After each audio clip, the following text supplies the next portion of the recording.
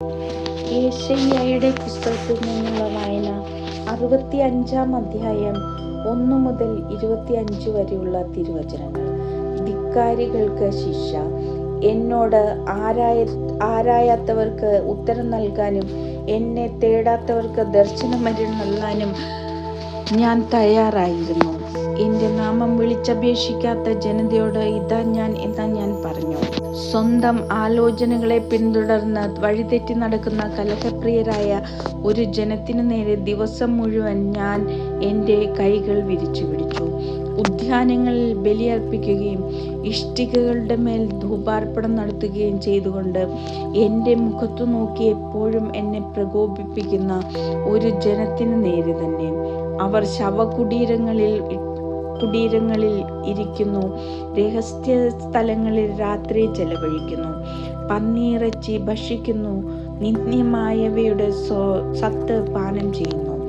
അവിടെ തന്നെ നിൽക്കുക, എൻ്റെ അടുക്കൽ വരരുത്, ഞാൻ വിശുദ്ധനാണ് എന്ന് അവർ പറയുന്നു. അവർ എൻ്റെ നാസികയിൽ പുകയാണ്, ദിവസം മുഴുവൻ എരിയുന്ന തീയാണ്. ഇത് എല്ലാത്തിൻ്റെയും രേഖ എൻ്റെ മുൻപിലുണ്ട്. ഞാൻ നിശബ്ദനായിരിക്കുകയില്ല, പ്രതികാരം ചെയ്യും. അവരുടെയും അവരുടെ പിതാക്കന്മാരുടെയും തിന്മകൾക്ക് അവരുടെ മടിയിലേക്ക് തന്നെ ഞാൻ പ്രതികാരം ചൊരിയും. കർത്താവ് അരുളിച്ചെയ്യുന്നു, അവർ മലമുകളിൽ ധൂപമർപ്പിക്കുകയും കുന്നുകളിൽ എന്നെ നിന്ദിക്കുകയും ചെയ്തു. അവരുടെ പഴയ പ്രവൃത്തികൾക്കുള്ള ശിക്ഷ അവരുടെ മടിയിൽ തന്നെ ഞാൻ അളന്നു നൽകും. കർത്താവ് അരുളിച്ചെയ്യുന്നു, മുന്തിരിക്കുലയിൽ വീഞ്ഞ് കാണുമ്പോൾ അത് നശിപ്പിക്കരുത്, അതിൽ ഒരു വരമുണ്ട് എന്ന് പറയുന്നത് പോലെ എൻ്റെ ദാസർക്ക് വേണ്ടി ഞാനും പ്രവർത്തിക്കും. അവരെല്ലാവരെയും ഞാൻ നശിപ്പിക്കുകയില്ല. യാക്കോബിൽ നിന്ന് സന്തതികളെയും യൂദായിൽ നിന്ന് എൻ്റെ തലമുറകളുടെ അവകാശികളെയും ഞാൻ പുറപ്പെടുവിക്കും. എൻ്റെ തിരഞ്ഞെടുക്കപ്പെട്ടവൻ അത് കൈവശപ്പെടുത്തും. എൻ്റെ ദാസർ അവിടെ വസിക്കും. എന്നെ അന്വേഷിച്ച എൻ്റെ ജനത്തിൻ്റെ ആട്ടിൻ പറ്റങ്ങൾക്ക് ഷാരോൺ മേച്ചിൽപ്പുറവും കന്നുകാലികൾക്ക് ആഖോർ താഴ്വരയും വിജനദേശ വിശ്രമ കേന്ദ്രങ്ങളായിരിക്കും.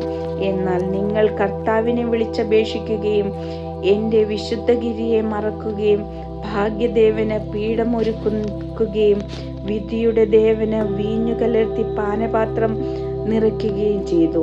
ഞാൻ നിങ്ങളെ വാളിനേൽപ്പിക്കും, കൊലയ്ക്ക് തല്ല കുനിച്ചു കൊടുക്കാൻ നിങ്ങൾക്ക് ഇടവരും. കാരണം ഞാൻ വിളിച്ചപ്പോൾ നിങ്ങൾ വിളി കേട്ടില്ല, ഞാൻ സംസാരിച്ചപ്പോൾ നിങ്ങൾ ശ്രവിച്ചില്ല.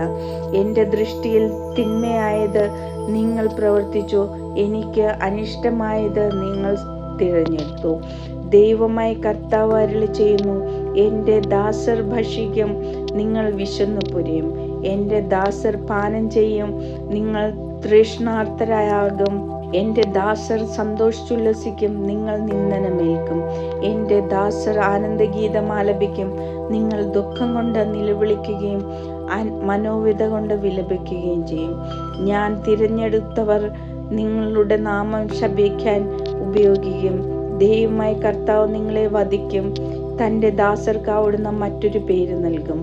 ഭൂമിയിൽ അനുഗ്രഹം യാചിക്കുന്നവൻ വിശ്വസ്തനായ ദൈവത്തിൻ്റെ നാമത്തിൽ അനുഗ്രഹിക്കപ്പെടാൻ ആഗ്രഹിക്കും.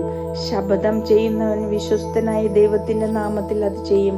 മുൻകാല ക്ലേശങ്ങൾ ഞാൻ മറന്നിരിക്കുന്നു, അവ എൻ്റെ ദൃഷ്ടിയിൽ നിന്ന് മറയ്ക്കപ്പെട്ടിരിക്കുന്നു.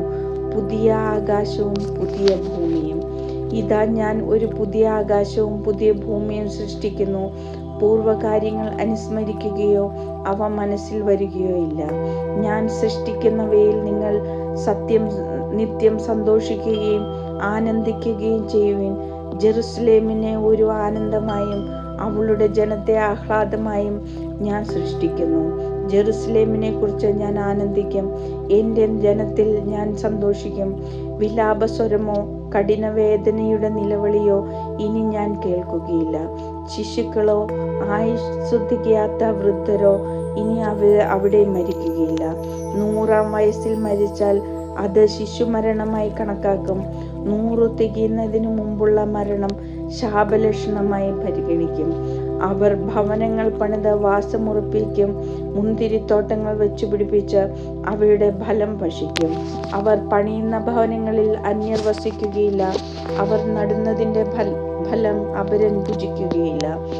എൻ്റെ ജനത്തിൻ്റെ ആയുസ് വൃക്ഷത്തിൻ്റെ ആയുസ് പോലെയായിരിക്കും. എൻ്റെ തിരഞ്ഞെടുക്കപ്പെട്ടവർ ദീർഘകാലം തങ്ങളുടെ അധ്വാനത്തിൻ്റെ ഫലം അനുഭവിക്കും. അവരുടെ അധ്വാനം വൃഥാവുകയില്ല. അവർക്ക് ജനിക്കുന്ന ശിശുക്കൾ അത്യാഹിതത്തിന് ഇരയാവുകയില്ല. അവർ കർത്താവിനാൽ അനുഗ്രഹിക്കപ്പെട്ടവരുടെ സന്തതികളായിരിക്കും. അവരുടെ സന്തതികളും അവരോടൊപ്പം അനുഗ്രഹീതരാകും. വിളിക്കും മുൻപേ ഞാൻ അവർക്ക് ഉത്തരമരുളും, പ്രാർത്ഥിച്ചു തീരും മുൻപേ ഞാൻ അത് കേൾക്കും.